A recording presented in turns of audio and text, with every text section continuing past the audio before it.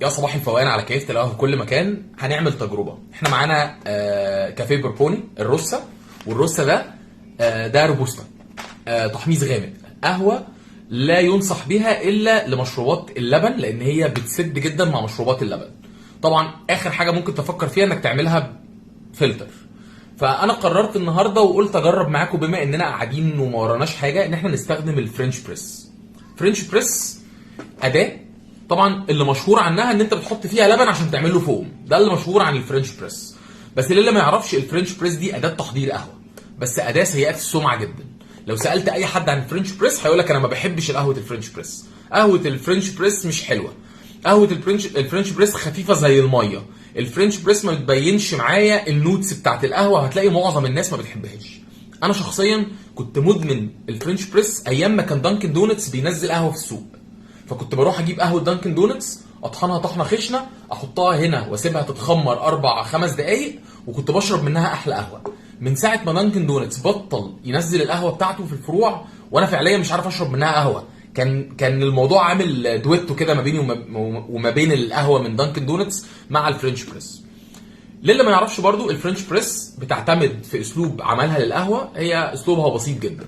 حضرتك بتفتح، تحط القهوه مطحونه، طحنه بتبقى خشنه شويه، بتحط عليها ميه سخنه، بتقفل كده، بتسيبها دقيقتين، تفتح تاني، تقلب، تشيل بس كده، مش تقلب، بتكسر بس اللي على الوش كده، بتبعده عن بعضه، وبترجع تقفلها تاني، وبتسيبها كمان 3 أو 4 دقايق، فبيبقى الاجمالي حوالي 5 دقايق. وبعد كده بتقوم منزل وصابب، تاخد حاجه رايقه فايقه جميله. فقلت يلا بينا نسيبنا من كل الثوابت ونجربها بقهوه فعليا وعمليا وعلميا ما تنفعش. بس خلينا يلا نجرب ونشوف مع بعض. نفتح كده. بصوا القهوه دي غامقه، انا مش عارف الاضاءه هتبين لكم ولا لا، بس بص، تحميص الايطالي الغامق ده، عارفه؟ شايفين القهوه عامله ازاي؟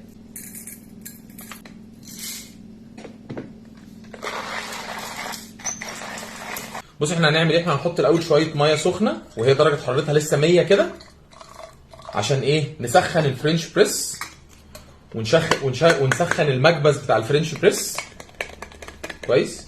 وبعد كده ندلقه في الكوبايه عشان نبقى عملنا ايه؟ بري هيتنج في الاول كده للحاجه. خلينا نقول ان درجه الحراره دلوقتي 95. فانا لو طحنه فلتر، طحنه متوسطه يعني، ودرجه الحراره 95، ومستخدم نوع قهوه 90% او اكتر روبوستا، فده معناه ان انا بنتحر. انا هعمل قهوه مره بشكل انتوا مش متخيلين. العقل بيقول اصبر لحد ما درجه الحراره توصل على الاقل ل 88، وابدا انزل على القهوه دي بحيث انك ما تاخدش المراره والحرق اللي في الطعم. انا هقول لكم ايه العلاقه عشان برضو الناس اللي اول مره بتتابعنا تبقى فاهمه العلاقه جايه منين. مراره القهوه بتبان جدا بطريقه التحضير اللي انت بتعملها من حاجتين: درجه الطحن ودرجه حراره الميه.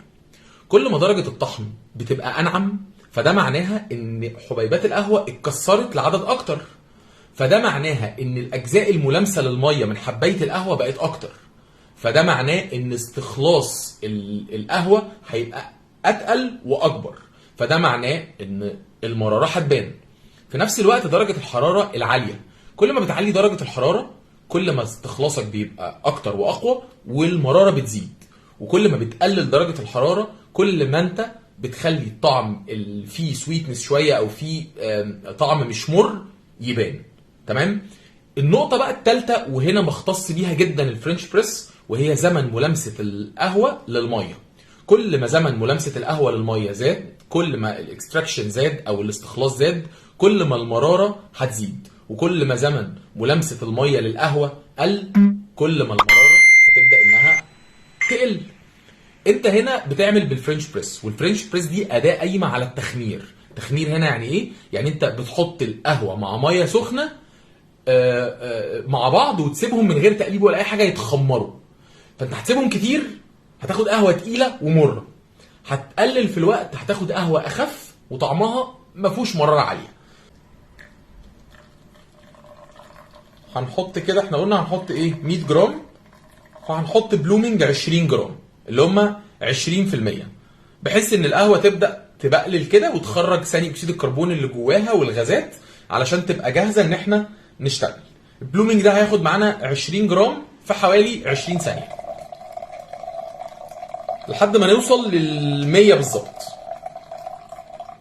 كده 10 جرام قهوه قدامهم 100 جرام ميه، ريشيو 1:10.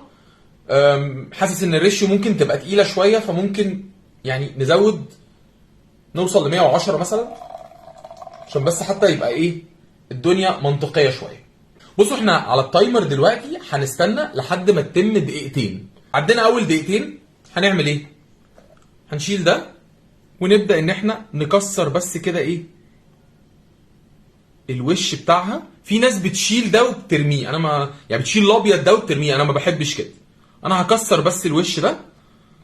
انا عايز اقول لكم الريحه تقيله لدرجه تقيله، يعني انا حاسس ان في حاجه غلط، حاسس ان في ريحه مش منطقيه، ريحه حاجه تقيله قوي.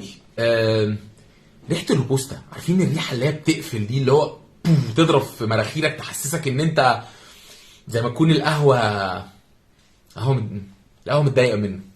اهم حاجه اوعى تقلب القهوه في الفرنش بريس. لو قلبت القهوه في الفرنش بريس التقليب ده بيزود عمليه الاستخلاص، فالتقليب تقدر تحطه برضو من العوامل اللي بتزود المراره. طيب احنا كده 4 دقايق، يلا بينا خلصنا. نسمي الله، نضغط ضغطه خفيفه. شايفين الوش؟ القهوه دي المفروض ما تعملش وش بالشكل ده. يلا نقول بسم الله ونصب.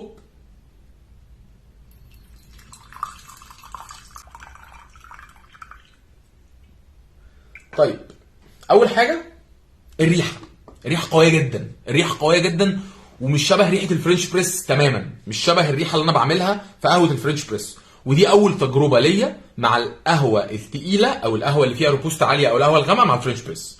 تاني نقطه القوام. بصوا يا جماعه، الفرنش بريس من القهاوي اللي في ناس كتير جدا بتفضلها عشان الزيوت فيها بيور، مفيش هنا اي فلتر ورق يمنع زيوت. وفي ناس ما بتحبهاش تماما عشان الزيوت فيها بتبقى عاليه، يعني هي تفضيلات واذواق. الحاجه اللي انا عايز اقولها لكم ان الزيت باين على الوش، يعني الزيت باين على الوش، والقوام معكر جدا، القوام تقيل ومعكر. الطبيعي في الفرنش بريس ان قوامها بيبقى خفيف وسيربي ومش معكر، بتبقى رايقه لدرجه ان في منهم انواع بتبقى زي الشاي، انت ممكن تشوف منها بتبقى ترانسبيرنت جدا، لكن دي لا. ناخد اول شفطه كده ونقول بسم الله ونجرب معاكم.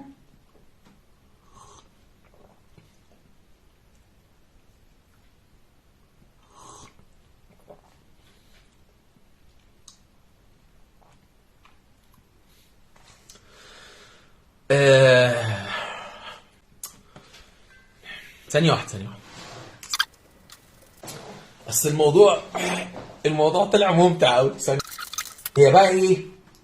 تمشي قوي قوي مع الجلاش اللي هو ده، عارفه ده؟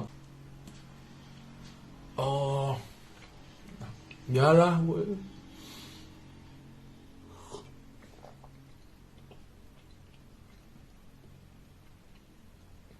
قطع لسان اللي يقول ان الفرنش بريس دي ليها انواع معينه. قطع لسان اللي يقول ان في قاعده ثابته في القهوه. قطع لسان عشانكم مش متخيلين طعمها عامل ازاي.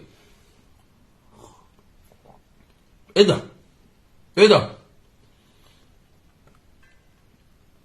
حاجه من الاتنين، يا انا جامد جدا يا القهوه دي جامده جدا. لان انا والله العظيم كنت متوقع ايه والله العظيم دي انا كده قلبت على الواد اللي اسمه ادهم ده. انا كنت متوقع ان القهوه دي هتطلع كارثه في الفرنش بريس، كارثه، والريحه كانت بتقول لي انت داخل على كارثه. بس والله جامده، حلوه يعني، تقيله، ماليه مركزها كده، وقوامها تقيل مش خفيف. ريحتها هي الحاجه الوحيده اللي مش عجباني فيها، ريحتها تقفل، يعني انت لو مدخل عليها بمناخيرك كده لا اقفل.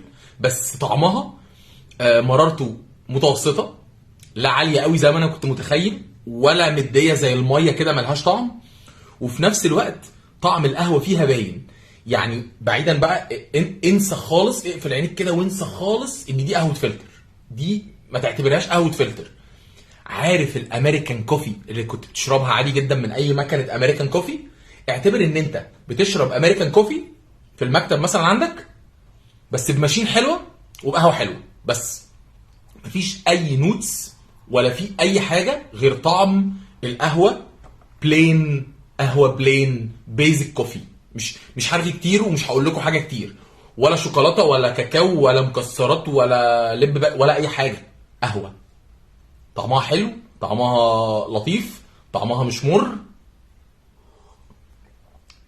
مع الجلاش حكايه. احب اقول لكم انها طلعت اختراع، طلعت حلوه، جربوها، مش هقول اكتر من كده.